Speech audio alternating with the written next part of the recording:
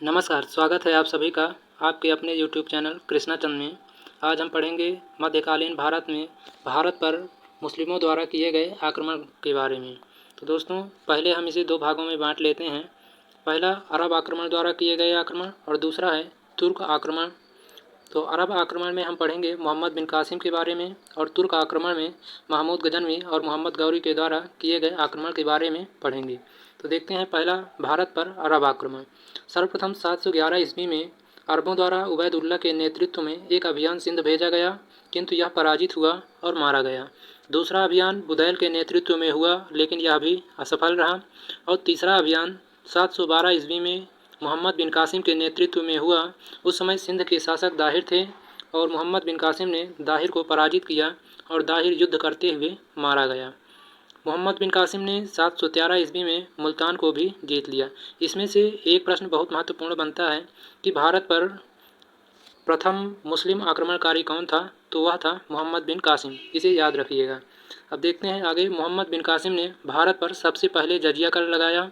और यह जजिया कर क्या होता है?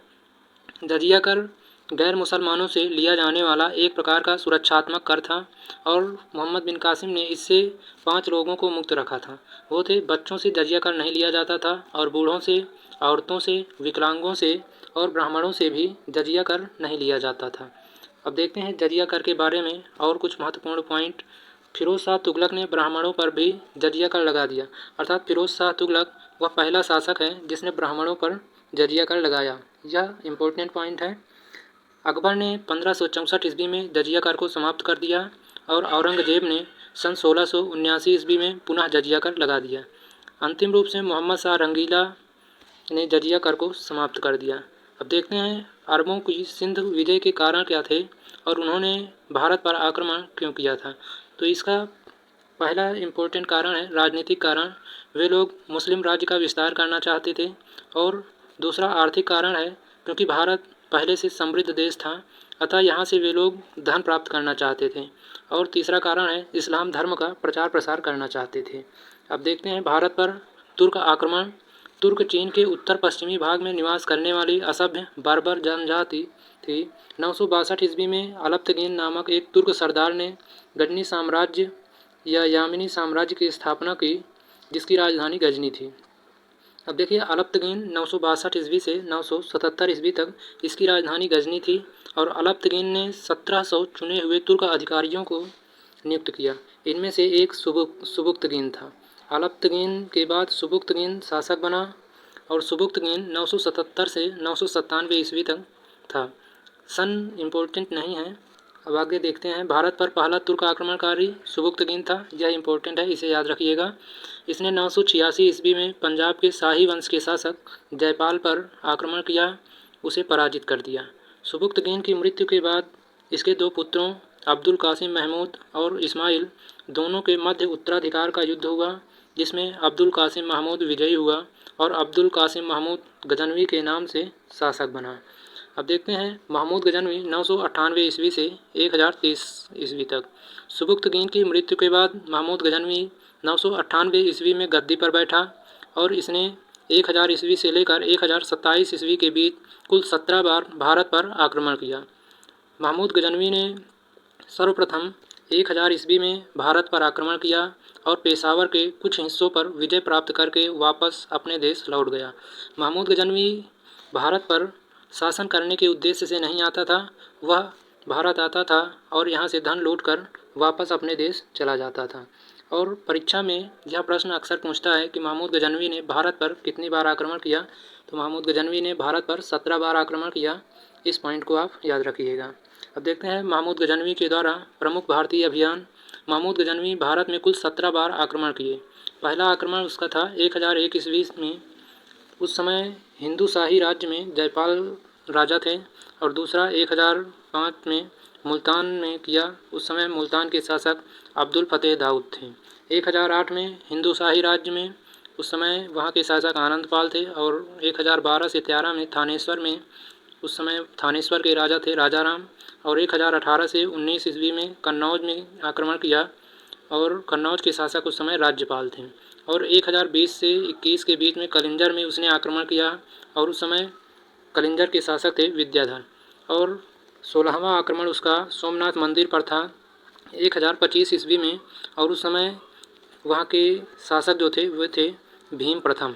तो इसमें ये पॉइंट इम्पोर्टेंट है और परीक्षा में अक्सर पूछा जाता है कि सोमनाथ मंदिर पर महमूद गजनवी ने आक्रमण कब किया था, तो 1025 ईस्वी में किया था।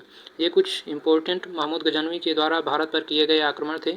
देखते हैं आगे महमूद गजनवी के बारे में। महमूद गजनवी ने 1025 ईस्वी में अपने 16वें आक्रमण में सोमनाथ मंदिर को लूटा और मंदिर को लूट के जाने के क्रम में उस पर कुछ जाटों ने आक्रमण किया और उसे कुछ संपत्ति वापस लूट ली।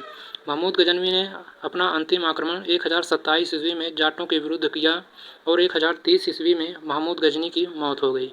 जब जाटों ने 1025 ईस्वी में उस पर आक्रमण किया तो महमूद गजनवी ने जाटों से उलझा नहीं बल्कि अपने देश वापस चला गया, क्योंकि वह यह नहीं चाहता था कि वह जाटों से उलझे और उसकी लूटी हुई संपत्ति पुनः लूट ली जाए।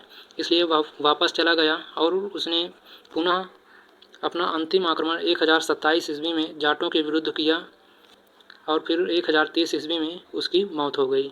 महमूद गजनवी के साथ फिरदौसी, अलबरूनी तथा उतबी जैसे इतिहासकार भी आए थे और इनकी रचनाएं अक्सर परीक्षा में पूछी जाती हैं। जैसे फिरदौसी की शाहनामा, अलबरूनी की किताब उल हिंद और उतबी की किताब उल यामनी, ये रचनाएं परीक्षा में अक्सर पूछी जाती हैं। अब देखते हैं महमूद गजनी को बुत किशन तथा मूर्ति भंजक भी कहा गया, क्योंकि यह भारत आता था और बहुत से देवी देवताओं की मूर्तियों को तोड़ देता था, इसलिए इसे बुत सिकन तथा मूर्ति भंजक भी कहा गया। महमूद गजनवी के आक्रमण का प्रभाव क्या हुआ? भारतीय राजाओं को पराजित कर भारतीय राजनीति की कमजोरी को उजागर कर दिया और पंजाब, सिंध एवं मुल्तान में गजनवी गवर्नरों की नियुक्त कर मुस्लिम शासन की स्थापना की। भारत में विदेशी आक्रमण का द्वार खोल दिया और भारतीय कला को नष्ट किया और भारत का धन गजनी ले गया। अब देखते हैं आगे मोहम्मद गौरी के बारे में। 12वीं शताब्दी के मध्य में गौर वंश का उदय हुआ और उनके साम्राज्य का आधार उत्तर पश्चिम अफगानिस्तान में था। 1173 ईस्वी में शिहाबुद्दीन मोहम्मद गौरी गौर का शासक बना और 1175 ईस्वी में इसने मुल्तान पर आक्रमण किया। यह इसकी पहली वजह थी। 1178 ईस्वी में इसने गुजरात पर आक्रमण किया, किंतु यहाँ के शासक भीम द्वितीय ने उसे बुरी तरह से पराजित किया तथा यह तुर्क आक्रमणकारियों की पहली पराजय थी। और 1191 ईस्वी में तराइन का प्रथम युद्ध मोहम्मद गौरी और पृथ्वीराज चौहान के बीच हुआ। इस युद्ध में मोहम्मद गौरी पराजित हुआ और गजनी वापस चला गया। और दूसरा तराइन का युद्ध 1192 ईस्वी में हुआ। इस युद्ध में पृथ्वीराज चौहान पराजित हुए और मोहम्मद गौरी को बंदी बना लिया गया। मोहम्मद गौरी के भारतीय अभियान के बारे में डिस्कस करते हैं। 1175 ईस्वी में मुल्तान में उसने अपना अधिकार कर लिया और उस समय वहाँ के शासक थे करमाती वंश के। और 1178 ईस्वी में गुजरात में वहाँ शासक थे भीम द्वितीय और 1181 ईस्वी में पंजाब में अपना अधिकार जमा लिया और वहाँ के शासक थे खुसरो मलिक। 1186 ईस्वी में पंजाब में वहाँ शासक थे खुसरो मलिक और 1191 ईस्वी में तराइन का युद्ध पृथ्वीराज चौहान और 1192 ईस्वी में तराइन का द्वितीय युद्ध हुआ और 1194 ईस्वी में कन्नौज, जिसे चंदावर का युद्ध भी कहा जाता है, और 1195 ईस्वी में बयाना और 1205 ईस्वी में गोखरों से युद्ध हुआ। इसमें 3 युद्ध इम्पोर्टेंट हैं।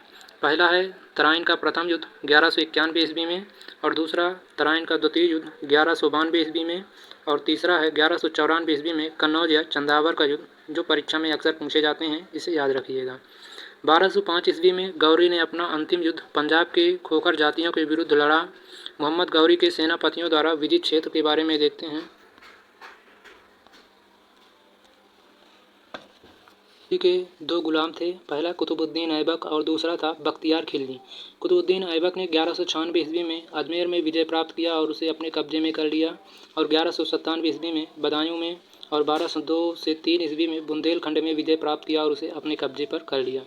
और बख्तियार खिलजी ने 1197 ईस्वी में बिहार पर विजय प्राप्त किया और 1205 ईस्वी में बंगाल विजय प्राप्त किया।